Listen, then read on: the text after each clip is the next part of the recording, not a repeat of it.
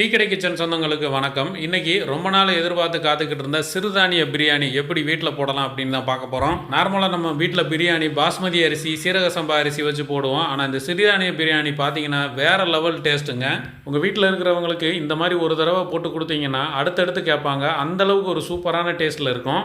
வணக்கம். இன்னைக்கு நம்ம டீ கடை கிச்சனில் வழக்கமாக இல்லாமல் வேற ஒரு அரிசியை வச்சு தான் நம்ம இன்னைக்கு பிரியாணி பண்ண போகிறோம். இன்னைக்கு நம்ம எடுத்துருக்கக்கூடிய அரிசி வந்து சாம அரிசி தான் எடுத்திருக்கோம். சாம அரிசி 1/2 கிலோ எடுத்திருக்கோம். இது வந்து மெஷர்மெண்ட்ல 2.5 கப் இருக்கும். இப்போ இதை நம்ம வந்து என்ன பண்ணலாம்னா, இப்போ நம்ம இந்த பாத்திரத்தில் அரிசியை கொட்டிடலாம்.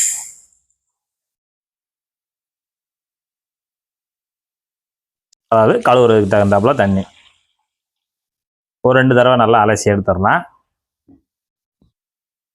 அரிசி வந்து ஊற வைக்கிறதுக்கு முன்னாடி அலசிடணும். இப்போ நான் வந்து அலசிட்டு 2 தடவை அலசிட்டு காமிக்கிறேன். இப்போ நான் 2 தடவை கழுவி எடுத்துகிட்டு வந்துட்டேன். இதில் கொஞ்சமாக தண்ணி ஊற்றி அப்படியே நம்ம மற்ற இது ரெடி பண்ணுற வரைக்கும் இது ஊறட்டும். நம்ம வந்து பிரியாணிக்கு எல்லாமே ரெடி பண்ணுவோம்ல, அது வரைக்கும் இது ஊறி வரட்டும். அப்படியே ஒரு பக்கம் இருக்கட்டும். அடுத்து அடுப்பில் ஒரு பாத்திரம், கொஞ்சம் பெரிய பாத்திரம் இந்த மாதிரி வச்சுட்டு இதில் வந்து தண்ணி வந்து 1 லிட்ரு தண்ணி 1 லிட்ரு சேர்த்துருங்க. தண்ணி நல்லா சூடாகி வரட்டும். இதோட சேர்த்து நம்ம கொஞ்சம் மசால் சேர்க்கணும். அந்த மசால் பார்த்தீங்கன்னா ஒரே ஒரு டீஸ்பூனு விதமல்லி, இந்த அளவுக்கு பட்டை, சின்னதாக ஒரு பட்டை, ஒரே ஒரு பிரிஞ்சி இலை, 3 ஏலக்காய், கல்பாசி சின்ன துண்டு 1 இந்த அளவில், ஒரு 4 கிராம்பு, 2 அன்னாச்சி பூ. இதை வந்து அப்படியே நம்ம தண்ணியில் சேர்த்துடணும்.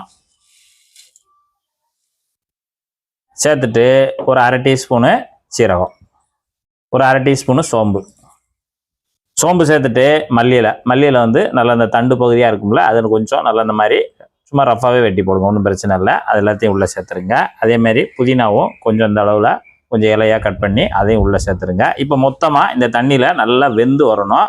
கிட்டத்தட்ட ஒரு 5 நிமிஷமாக தண்ணி கொதித்து வெந்து வரணும். அது வரட்டும், அது வரைக்கும் வெயிட் பண்ணுவோம். இப்போ நம்ம மசாலா பொருள்லாம் சேர்த்து தண்ணி நல்லா கொதிச்சு அதில் இருக்கக்கூடிய அந்த ஃப்ளேவர் பூரா அந்த தண்ணியில் இறங்கிடணும். அதனால் ஒரு 5 நிமிஷம் தாராளமாக கொதிக்க விடுங்க. கொதித்து வரட்டும். இப்போ நமக்கு 5 நிமிஷம் நல்லா கொதிச்சு வந்துருச்சு. இதை அப்படியே எடுத்து பக்கத்து அடுப்பில் மாற்றிடுங்க. அப்படியே வச்சுருங்க. இது அப்படியே அதில் இருக்கக்கூடிய அந்த எசன்ஸ் எல்லாம் நல்லா இறங்கி அதில் அப்படியே இருக்கட்டும். இதை எந்த இடத்துல சேர்க்கணும்னு சொல்லிட்டு நான் சொல்கிறேன். இப்போ அதுக்கடுத்து நம்ம இன்றைக்கி சாம அரிசி 1/2 கிலோ எடுத்துருக்கோம். அதுக்கு தகுந்தாப்பில் பாத்திரம் இன்றைக்கி நான் வந்து சின்னதாக வட்டமான பாத்திரம், நீங்கள் குக்கரில் கூட எடுத்துக்கலாம். உங்களுக்கு பாத்திரம் மாதிரி இருந்தால் எடுத்துக்கோங்க, இல்லை சாதாரணமாக கொஞ்சம் பெரிய குக்கர் கூட யூஸ் பண்ணிக்கோங்க, ஒன்றும் பிரச்சனை இல்லை. இப்போ நமக்கு சட்டி சூடாகிட்டுருக்கு. 100 ml வந்து நான் வந்து சன்ஃப்ளவர் ஆயில் தான் சேர்க்குறேன். நீங்கள் கடலெண்ணெய் எது வேணால் சேர்த்துக்கலாம். எண்ணெய் சூடாயிடுச்சு. சூடான உடனே ஒரு 1/2 டீஸ்பூன் மட்டும் சீரகம், சின்ன சீரகம் மட்டும் சேர்த்துருங்க. மீடியம் சைஸில் ஒரு 3 வெங்காயம், பெரிய வெங்காயத்தை எடுத்து நல்லா இந்த மாதிரி கொஞ்சம் பொடுசாக கட் பண்ணி அதை உள்ளே சேர்த்துடலாம். மீடியம் சைஸில் 3 வெங்காயம், கிட்டத்தட்ட ஒரு 100லேருந்து 150 கிராம் இருக்கும். சேர்த்துட்டு இந்த வெங்காயம் நல்லா ப்ரௌனாக வதங்கி வரணும். இப்போ நமக்கு வெங்காயம் கிட்டத்தட்ட நல்லா லேசான ப்ரௌன் வந்துருச்சு. இந்த சமயத்தில்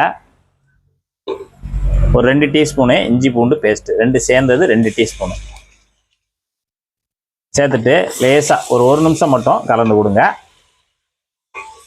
இப்போ நம்ம இதுக்கு தேவையான காய்கறி தான் சேர்க்க போகிறோம். இன்றைக்கி காய்கறியில் தான் பண்ண போகிறோம். இது ஒரு 50 கிராம் கேரட்டை நல்லா இந்த மாதிரி சின்னதாக வெட்டி வச்சுருக்கோம். சின்னதாக வெட்டினதை 50 கிராம் நல்லா கழுவிட்டு உள்ளே சேர்த்துடலாம். காயோட அளவு ரொம்ப ஜாஸ்தியெல்லாம் வேண்டாம். ஏன்னா சிறுதானியங்கும் போது இந்த அளவில் போட்டாலே நமக்கு அது நிறைய தெரியும். அதனால் இந்த அளவு கம்மியாக போட்டாலே போதும், 50 கிராம். இப்போ பீன்ஸு அதேமாரி 50 கிராம் நல்லா கட் பண்ணிவிட்டு இந்த மாதிரி குட்டி குட்டியாக கட் பண்ணிவிட்டு கழுவிட்டு உள்ளே சேர்த்துக்கலாம். உருளைக்கிழங்கு ஒரு 50 கிராம் நல்லா தொலியை சீவிட்டு நல்லா சின்ன மாதிரி இந்த மாதிரி குட்டி குட்டியாக கட் பண்ணிவிட்டு நல்லா கழுவிட்டு உள்ளே சேர்த்துடலாம்.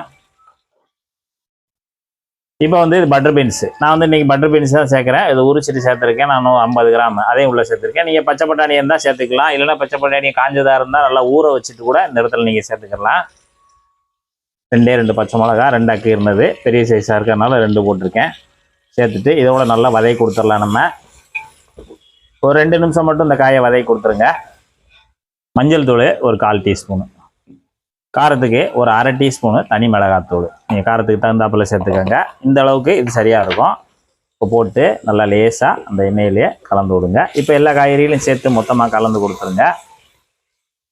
இப்போ ஒரு தடவை இந்த மாதிரி கலந்து கொடுத்துட்டு இப்போ நம்ம சாம அரிசியை ஊற வச்சு 20 நிமிஷம் ஆயிடுச்சு. அதாவது ஊற வச்சுட்டு இது ரெடி பண்ணியிருக்கோம், 20 நிமிஷம் ஆயிடுச்சு. இந்த அளவுக்கு ஊறினாலே போதும், 20லேருந்து 25 நிமிஷம் ஊறினாலே போதும். இதை நம்ம எல்லா அரிசியும் உள்ளே சேர்த்துடலாம். அது தண்ணியை மட்டும் நிறையா இருந்துச்சுன்னா தண்ணியை இருத்துட்டு அப்படியே சேர்த்துருங்க. அரிசியை சேர்த்துட்டு இந்த காய்கறியிலேயும் ஒரு 2 நிமிஷம் கலந்து கொடுங்க. இந்த காய்கறி எண்ணெய் லைட்டாக அந்த மசாலேவும் ஒரு 2 நிமிஷம் அந்த சாமரிசியை நல்லா கலந்து கொடுத்துக்கிட்டே இருங்க. இப்போ நம்ம சாமரிசியை போட்டு கலந்து விட்டுட்டு தக்காளி இந்த இடத்துல தான் சேர்க்கணும். நம்ம உள்ளே சேர்க்க வேண்டாம், அது ரொம்ப கிரேவி ஆகி அந்த ஒரு டெக்ஸ்சனையே மாற்றி விட்டுரும். அதனால் நம்ம இந்த இடத்துல தக்காளி ஒரு மீடியமான சைஸ், அதாவது ரொம்ப சின்னதாக இருந்தாலும் போதும், 2 தக்காளி இந்த மாதிரி கொஞ்சம் நீட்ட வாக்கில் பெருசாக வெட்டி போட்டுருங்க. போட்டு நல்லா கலந்து கொடுத்துருங்க. இப்போ நம்ம ஒரு 2 நிமிஷம் ஆச்சு. 2 நிமிஷம் ஆனோடனே ஒரு நல்லா கலந்து விடுங்க. அந்த ஏற்கனவே லைட்டான அந்த தண்ணி இருந்துச்சுன்னா நல்லா அந்த மாதிரி சுண்டி வந்துடும். இந்த அளவுக்கு வந்த உடனே இப்போ நம்ம தேங்காய் பால் 1 கப்பு மெஷர்மெண்ட்டில் 1 கப்பு தேங்காய் பால் எடுத்து வச்சுருக்கோம். அதாவது 250 ml எடுத்து வச்சுருக்கோம். அதை நம்ம இந்த இடத்துல சேர்த்துருவோம்.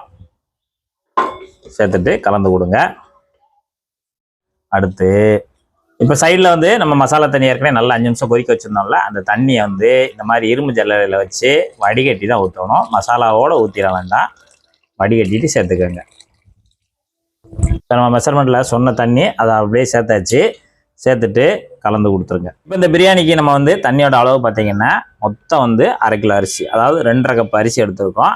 அதுக்கு 5 கப்பு தண்ணி வைக்கணும். 5 கப்பு தண்ணியில் 1 கப்பு தேங்காய் பால் சேர்த்துட்டோம். 4 கப்பு தண்ணி ஏற்கனவே நம்ம மசாலா தண்ணி கொதிக்க வச்சுருக்கோமோ அதை வேற ஊற்றிட்டோம். ஆக மொத்தத்தில் 5 கப்பு தண்ணி தேங்காய் பாலோட சேர்த்து இப்போ நல்லா அந்த மாதிரி கலந்து விட்டுட்டு இப்போ நம்ம இதுக்கு தேவையான அளவு உப்பு சேர்த்துக்கலாம். நான் வந்து 1 டீஸ்பூன் நிறையா சேர்த்துக்கிறேன்.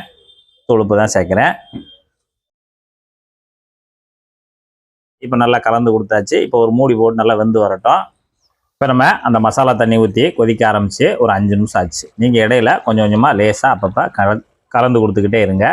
இப்போ நமக்கு இந்த தண்ணி நல்லா சுண்டி வரணும். இன்னும் கொஞ்சம் நமக்கு தண்ணி இருக்க தான் செய்யுது. இந்த தண்ணி நல்லா சுண்டி வரட்டும்.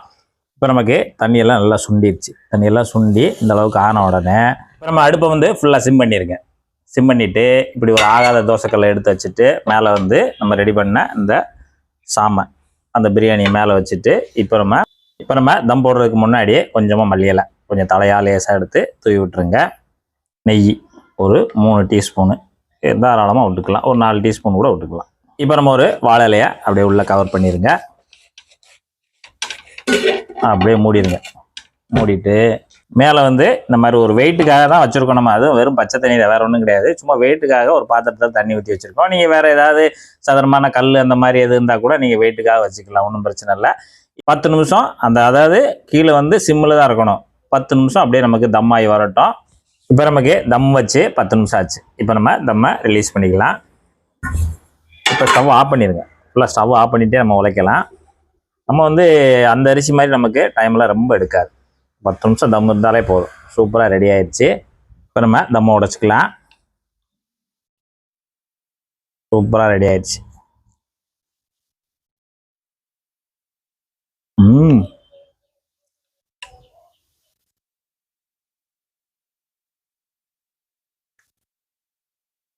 பா, சிறுதானியத்தில் காய்கறி போட்டு இந்த அளவுக்கு ஒரு சூப்பராக பிரியாணி போட முடியுமானா அருமையாக போட முடியும்.